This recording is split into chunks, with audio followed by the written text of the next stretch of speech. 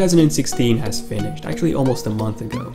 And 2016 was a really interesting year for Apple. So we've seen quite a few new products. We've seen not one, not two, but actually 3 new iPhones. We've seen 4 new Apple Watch models with the Apple Watch Series 2. And then we've also seen the new MacBook Pro redesign and a few other products. And we even saw an Apple book. Yeah, Apple actually released a book in 2016. But yeah, still, 2016 was a really interesting year for Apple. So hey everyone, welcome to the Zone of Tech. I'm Daniel, and I just wanted to do this video and talk about what were the top 5, at least my personal top 5 Apple products that were released in 2016. So yeah, enjoy.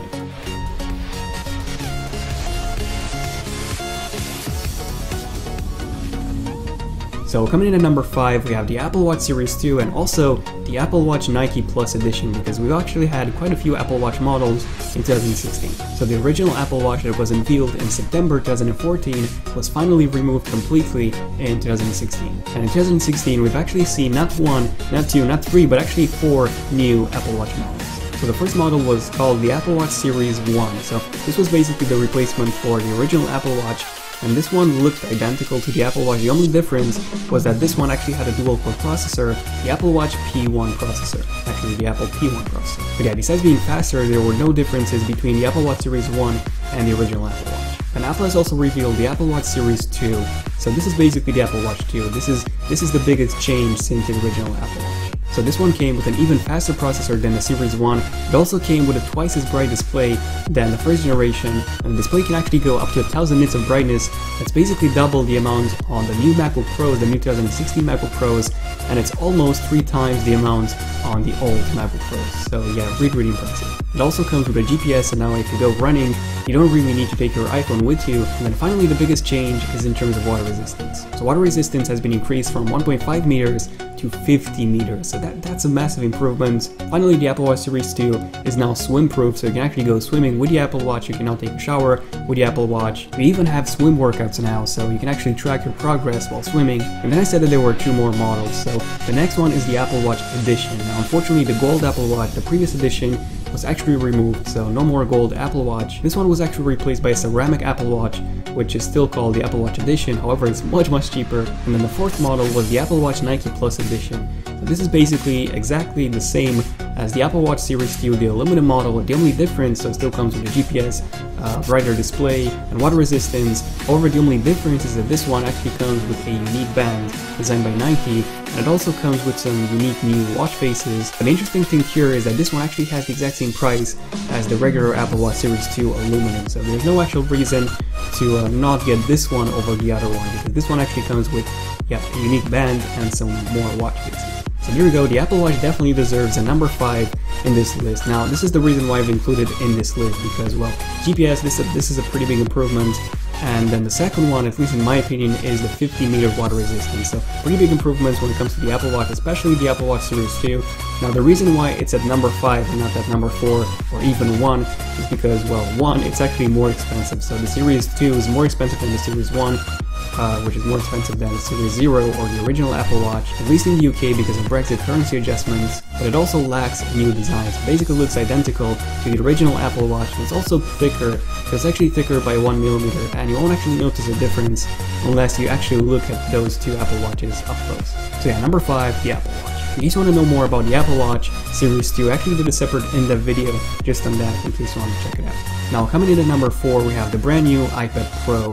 Not the iPad Pro 12.9 inch because that one wasn't updated in 2016, or the iPad Mini because, yeah, we haven't seen a new iPad Mini or an iPad Air, but actually a brand new iPad Pro. So an iPad Pro 9.7 inch. So this new iPad Pro 9.7 inch was basically a smaller version of the 12.9 inches iPad Pro. Well, basically this was, in fact, the iPad Air 3, just with a different name.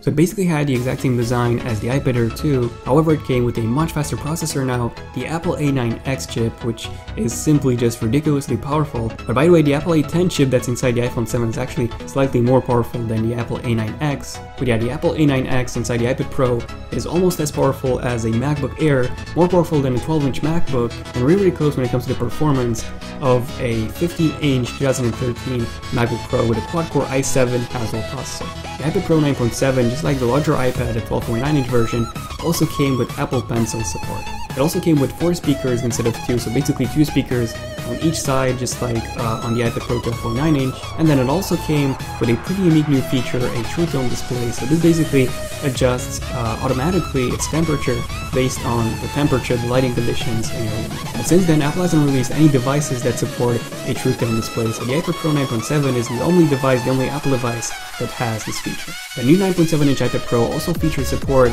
for that brand new Apple Smart Keyboard that basically Apple introduced with the iPad Pro 12.9 inch, so same keyboard, just smaller. So the iPad Pro 9.7 inch is at the moment the best iPad ever released. Now the reason why it's only at number 4 in my list and not higher is because, well, it's called the iPad Pro.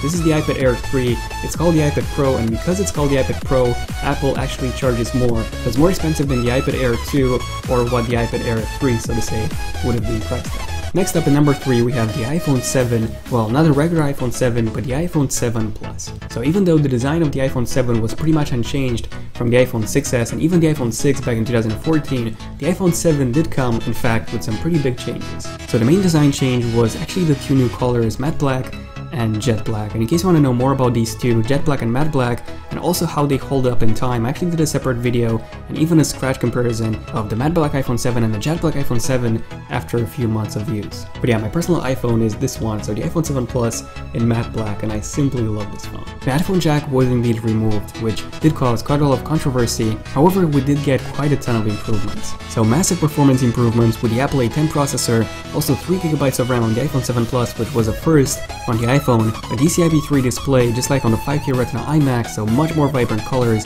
deeper blacks, and even a higher contrast, and also for the first time in an iPhone, a 256GB option, and also 32GB as the baseline model, finally.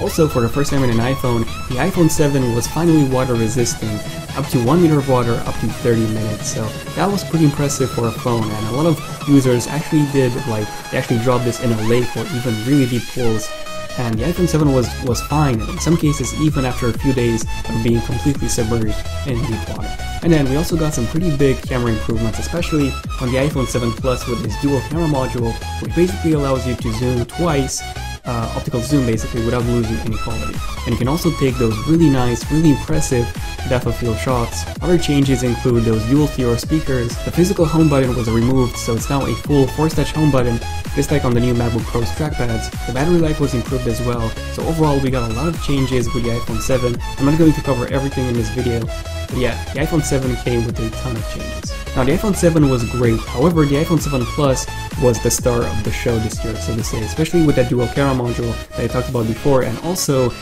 because it comes with 3GB of RAM, actually a first in an iPhone. Not even to mention that really impressive battery life. So the iPhone 7 was pretty impressive, however, it's only at number 3, and that's because the design has basically remained unchanged, so nothing major when it comes to the design. The iPhone 8 next year, which I've made quite a few videos about, and I've left all of those leaks and rumors episodes linked in the description, the iPhone 8 is going to be a really big change. So, number 2. If the iPhone 7 is at number 3, then what do we have at number 2 and number 1? So at number 2 we have something that got a ton of improvements this year, a complete redesign and a ton of performance improvements and other improvements as well, and that's obviously the new MacBook Pro. So yeah, the new MacBook Pro has been finally redesigned. The MacBook Pros haven't been redesigned since 2012, so yeah, this is 4 years since the last MacBook Pro redesign. So these are the brand new MacBook Pros, and overall, this is one of the biggest changes the MacBook Pro lineup has ever got. So the first thing that we got was a brand new design that was much thinner and also a smaller design than the previous ones, so it actually had a smaller footprint, and the new MacBook Pros are also lighter than the previous ones. One of my favorite changes is the new space gray color, which I think simply looks incredible. I don't see the point now of getting a silver MacBook Pro. The space gray one simply looks amazing. And then we also got some pretty major display improvements. So we now have a DCI-P3 display with amazing color reproduction, deeper blacks, greater contrast, and also much brighter than before at 300, actually at 500 nits now from 300. In terms of the quality, the new MacBook Pros actually have the exact same display quality apart from the resolution as the 5K Retina iMac. So DCI-P3, same brightness levels, and it simply looks amazing. Another big change is the fact that all the ports on the new MacBook have now been replaced by USB Type-C ports, and they all support Thunderbolt 3. So in case you don't know, Thunderbolt 3 is the fastest connection in the world right now, with speeds up to 40 gigabits, not gigabytes, per second. And if you do the math, that's 5 gigabytes per second for each port. So this is a very, very future-proof machine, and it can also drive now a 5K display at 60 Hz from a Thunderbolt port, and yeah, with the 15-inch MacBook Pro you can actually drive two 5K displays at 60 Hz, plus the built-in 2K display, plus an additional 4K monitor, so that's pretty insane. We also got some pretty major performance improvements. With faster RAM, we also got finally Skylake processors because we didn't even have Broadwell on the 15-inch MacBook Pros before, only Haswell. We also got faster flash storage up to 3 GB per second. That's simply insane. This thing is ridiculously fast. And then we also got the brand new AMD Polaris architecture GPUs, and the best one being the AMD 460 Pro, which is basically the AMD 460M, and you can get that in the 15-inch MacBook Pro. Those are based on the new 14nm AMD Polaris architecture, so they're really power efficient. Actually, they achieve twice basically the same performance at half the power consumption of the previous generation. So yeah, they're not bad. They're definitely not made for gaming, but they're actually really impressive, especially when it comes to driving high-resolution displays. But the biggest change on the new MacBook was this touch bar. So this has now replaced all the function keys, and you basically get unique customizable keys depending on which app you're using. Now unfortunately not all apps are using it, so developers have to update their own apps to take full advantage of it. So it's only really useful in apps such as Photoshop, and that's pretty much it at the moment. Now in case you want to know everything about the new touch bar, I actually did a separate in-depth video just about that touch bar, about what it does, what you can do with it, what it doesn't, and everything you need to know. So if you want to see everything about the touch bar, here's the video, and yeah. So we got a 15-inch MacBook Pro with the touch bar, a 13-inch MacBook Pro also with the touch bar, and then a 13-inch MacBook Pro without a touch bar. So this one basically replaces the MacBook Air. I mean, you can still buy the MacBook Air, but that's basically its purpose. And these are not the only changes, there's so many more, such as improved speakers and improved keyboard. So having said all this, the new MacBooks look really impressive, so why aren't they at number 1? Well, the reason for that is the price. So they're really expensive. They're more expensive, much more expensive than the previous generations.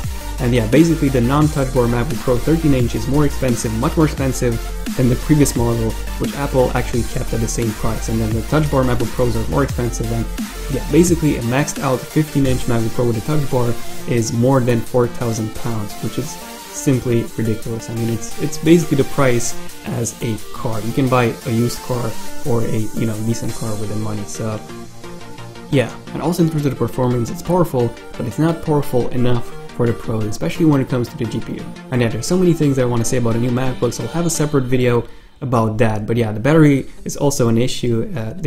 They don't actually last as Apple advertises, so nowhere near 10 hours. I get about 4 to 5 hours, and that's on the integrated GPU. And yeah, more about that maybe in a separate video. But these are the reasons why the new MacBook Pros are only at number 2. Okay, so having said all this, what do you guys think is going to come next at number 1? So let me know in the comments by using the hashtag, I don't know, number 1 or something. Let me know what do you guys think is coming up next, and I'll show you what I believe is the best Apple product for 2016 in like, I don't know, 10 seconds. Maybe some of you will get it right. So coming in at number 1, this is the product that I believe had the most impact on the market, and this is the product that I believe is definitely the most interesting one and the most fun to play one, and also the best one of 2016, and I'm obviously talking about the new Apple AirPods. So I've always wanted a pair of completely wireless headphones, and also headphones with an amazing battery life, and the Apple AirPods are basically the best choice in both options. So the AirPods basically have 5 hours of battery life in each AirPod, and then you also have a case. So this is the carrying case, and this is also the charging case. So when you put the AirPods into the case automatically gives them power, so they charge in the case, and the case can give them up to 24 hours of additional battery life, and that's 24 hours of continuous usage. So yeah, the battery life on these things, if you consider the case, they're amazing. And apart from this, the AirPods automatically connect to all of your Apple devices, so no need to go into the settings and repair them. So I'm really impressed by the AirPods. They have definitely exceeded my expectations, and